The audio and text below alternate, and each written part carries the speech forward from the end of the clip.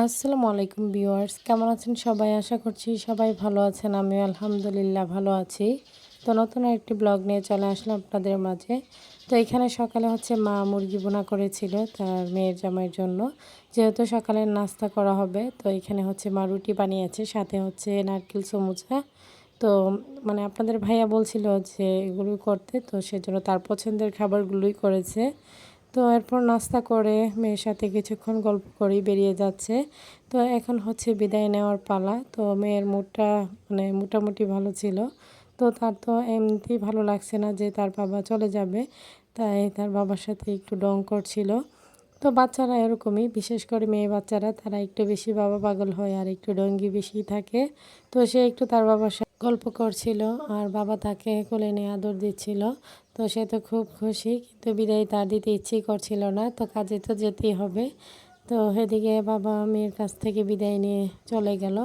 তো এরপর মেয়েকে কিছুক্ষণ বুঝিয়ে ওর মনটা শান্ত করলাম। তো এইখানে মেয়ে তার মামার দেওয়া কালার পেন্সিল বক্সটা নিয়ে খেলা করছিল। তো এটা যেহেতু সে খুলতে পারছিল না, তাই তার নানু তাকে একটু হেল্প করছিল খোলার জন্য। তো এটা পাওয়ার পর থেকে সে কি করবে, সে বুঝতেছিল না যে এটা দিয়ে কী আঁকা যাবে, কী করবে। তার যেটা ইচ্ছা হচ্ছিল সেটাই করছিল। আর বাচ্চারা একটু নতুন কিছু পেলে কিন্তু সেরকমটাই করে। তো এইখান থেকে কিছু কালার পেন্সিল সে খেলে যে কোথায় রেখেছে সে নিজেই বলতে পারে না। সেগুলো আমার আবার দেখে দেখে গুছিয়ে রাখতে হয়। তো বাচ্চাদের তো এরকমই, ওরা যখন যেটা পায় সেটা নিয়ে খেলবে। তো এরপর কোথায় রাখবে সেই খেয়াল আর থাকবে না। তো এখানে সে একটা কালার নিয়েছে, সেটা দিয়ে নাকি সে পানির বোতল কালার করবে। বাচ্চাদের মাথায় কত বুদ্ধি আসে দেখেন। এখানে একটা খাতার মধ্যে নিয়েছে কালারটা, সেটা একটা ব্রাশের সাহায্যে বোতলটা কালার করছিল। তার এই দুষ্টুমিগুলো দেখে আমার হাসি পাচ্ছিল। তো আমি এখানে কিছুক্ষণ বসে ওর দুষ্টুমিগুলো দেখছিলাম। তো এরপর ভাবলাম যে একটু ছাদে যাই। তো বাড়িতে আসার পর আর বাড়িটাকে ঘুরে দেখা হলো না। তো মায়ের ছাদ বাগানটাও একটু ঘুরে দেখবো। মা যেহেতু আজ সবজিও তুলবে, তো সেজন্যই চলে আসছিলাম ছাদের উপর। তো এখানে মা 2 থালায় মরিচের গুঁড়া সেগুলোই শুকাতে দিয়েছে। এভাবে শুকিয়ে রাখলে না অনেক দিন সংরক্ষণ করে রাখা যায়। তো এদিকে দেখছিলাম যে কিছুদিন আগে কিন্তু এই গাছ ভর্তি বড়ই ছিল, এখন কিছুই নেই। তো আমি যখন প্রথম দিকে রোজার প্রথম দিকে আসছিলাম বাড়িতে, তখন দেখেছিলাম যে আম গাছে মুকুল এসেছে। তো এখন মাশাআল্লাহ প্রত্যেকটা গাছে আম ধরে আছে। আর এদিকে মায়ের সবজি বাগানে কত সুন্দর মরিচ ধরে আছে, সেগুলি দেখছিলাম ঘুরে ঘুরে। তো প্রত্যেকটা গাছই দেখতে আমার খুবই ভালো লাগে। আর এখন কিন্তু গাছগুলো একদম সবুজ ছিল, যেহেতু মা নতুন করে আরও কিছু গাছ লাগিয়েছে। সাথে এখানে দেখেন এই যে ডেওয়া ফুল গাছটা, এটাতেও কিন্তু কিছু ফুল এসেছে।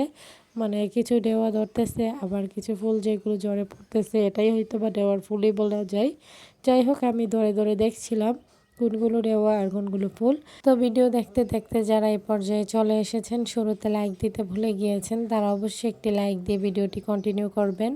আপনাদের একটি লাইক আমার ভিডিওটি অনেকজনের মাঝে পৌঁছে দিতে সাহায্য করবে। তো এখানে তো এই গাছে মাশাআল্লাহ টমেটো ধরে আছে। তো এরই পাশে কিন্তু এই যে আনার গাছটা দেখতে পারতেছেন। তো এটা বিচি পড়ে হয়েছে। কিছুদিন আগে হয়তো আপনাদের মাঝে আমি শেয়ার করেছিলাম, তখন গাছটা একদম ছোট ছিল। এখন মাশাআল্লাহ অনেকটাই বড় হয়ে গিয়েছে। তো দেখতেও ভালো লাগছে, হঠাৎ করে গাছটা এতটা বড় হয়ে গিয়েছে। তো এরকমভাবে যখন অজান্তে একটা ফল গাছ হয়ে যায়, দেখতেও কিন্তু ভালো লাগে। তো এইখানে আরও কিছু গাছ ছিল যেগুলো মা শখ করে লাগিয়েছেন। সাথে বোনের একটা ফুল গাছও ছিল। তো এই ফুল গাছটা তো বেশ ভালোই ফুল ধরেছে। তো এই যে এই কর্নারেও ছিল একটা টমেটো গাছ, আর এত টমেটো হয়েছে গাছে। আমি বাসায় এসে দেখি যে ফ্রিজ ভর্তি টমেটো, পাকা টমেটো। তো দেখে তো খুব ভালো লাগছে। তো আমি মাকে বলছিলাম যে টমেটোর টক রান্না করা হবে, এগুলো খেতে ভীষণ ভালো লাগে। নিজের গাছেরগুলো, বাজারগুলো কিন্তু টক হয় না। তো এদিকে ফুল গাছটাকেও দেখছিলাম। তো কিছুদিন আগে ফুল গাছ কিন্তু একদম ভর্তি ছিল, আর এখন ফুলগুলো ঝরে যাচ্ছে। তারপরেও দেখতে ভালো লাগছে, যেহেতু গোলাপ ফুল, তো এগুলোর স্মেলও কিন্তু অনেক ভালো। তো এইখানে মা গাছগুলো যেহেতু আবার সরিয়ে সুন্দরভাবে লাগিয়েছে, তাই প্রত্যেকটা ইট এক কর্নারে রেখে দিয়েছে। তো এইখানে ডিম বেগুন গাছ ছিল, তো সেখানেও কিছুটা ডিম বেগুন হয়েছে। যাই হোক, রমজান মাসে নাকি অনেক হয়েছে। মা বলল যে কালো বেগুন থেকে শুরু করে ডিম বেগুন, আর এই পাশে তো পুদিনা পাতা দেখতেই পেলেন। তো এখানে মা কিছু বড়ও শুকাতে দিয়েছে। তো সেগুলো আমি হেঁটে ঘুরে ঘুরে দেখছিলাম। আর এই যে গাছটা আপনারা দেখতে পারতেছেন, এটা প্রায় 5 থেকে 6 বছর পর হবে আম ধরেছে। আমরা ভেবেছিলাম যে এই গাছে আর আম ধরবেই না, তো বেশ ভালোই কিন্তু আম ধরেছে। তো দেখেও ভালো লাগছে যেহেতু হঠাৎ করে এই গাছটাতে ফল হয়েছে। আর এখানে যে ধনিয়া পাতা মানে বিলেতি ধনিয়া পাতা, তো সেগুলোর হচ্ছে বীজ হয়েছে। কিছুদিন পরে এগুলো পেকে কিন্তু ঝরে পড়বে, কিছুটা বিচি পেকে গিয়েছে। আর এই পাশেও ছিল একটা আম গাছ, এটা তো মাশাল্লাহ বেশ ভালোই আম ধরেছে। জানি না দূর থেকে আপনাদেরকে কতটা দেখাতে পেরেছি, তারপরে চেষ্টা করেছি। আর এই যে বড়ইগুলো সেগুলো মা হচ্ছে লবণ মরিচ মাখিয়ে রোদে দিয়েছে। তাই আমি যেহেতু ছাদে আসছিলাম আর রোদও বেশি ছিল, এখান থেকে কিছুটা নিয়ে খেয়েছিলাম। তো এরপর নিচে এসে দেখি যে মা আনারস কেটে রেখেছে, সেটাই বসে খাচ্ছিলাম, খুব ভালো লাগছিল। আর ছাদ বাগান থেকে এখানে মা হচ্ছে কিছু অর্গানিক সবজি তুলে নিয়ে এসেছে। আর এই সবজিগুলো রান্না করলেও না বেশ ভালো লাগে। গাছ থেকে বরবটি, টমেটো, মিষ্টি কুমড়োর আগাডোগা, তো এইগুলি আর কি পেরে নিয়ে এসেছে। সাথে হচ্ছে লাল শাক তুলে নিয়ে এসেছে জমি থেকে, মানে এগুলো আমাদেরই, মানে বাজার থেকে নিয়ে আসা হয়নি। আর এই যে অর্গানিক সবজিগুলো দেখতে যেমন সুন্দর, খেতেও কিন্তু বেশ মজা। যাই হোক, আমরা মা মেয়ে এখানে বসে এখন হচ্ছে সেগুলো বেছে নিব অফ ক্যামেরায়। তো আমরা মা মেয়ে বসে বসে একটু গল্প করছিলাম আর কাজগুলো করছিলাম। তো ভালো লাগছিল, মা খুব শখ করে যেমন গাছগুলো লাগিয়েছেন, সেইখান থেকে সবজি তুলে খাওয়ার যে মজাটাই অন্যরকম। তো সবার কাছে আমার ছোট্ট একটি রিকোয়েস্ট, কেউ স্কিপ করবেন না, পুরো ভিডিওটি দেখে নেবেন। ভিডিওর কোনো অংশ দেখে যদি আপনাদের একটুও ভালো লেগে থাকে, লাইক কমেন্ট শেয়ার করে দিবেন। আমার ছোট্ট চ্যানেলটিকে সাবস্ক্রাইব করে বেল আইকনটি বাজিয়ে দিবেন।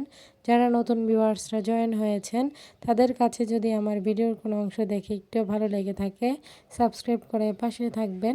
তো এদিকে আমাদের গাছের আম দেখেন কিভাবে ঝরে পড়েছে, এই যে একটু বাতাস হলেই ঝরে পড়ে যায়। তো সেগুলি মা হচ্ছে কুড়িয়ে নিয়ে এসেছে তার নাতিনের জন্য। তো আমার মেয়ে নাই আমগুলো দিয়ে খেলা করতে ভীষণ পছন্দ করে। ছোটোবেলা আমরা অনেক আম কুড়াতাম, খুব ভালো লাগতো। এখন কিন্তু আর সেই ফিলিংসটা কাজ করে না। যাই হোক, এদিকে অফ ক্যামেরায় হচ্ছে মা সব কিছু, মানে আমরা মা মেয়ে মিলিয়ে বেছে নিয়েছি।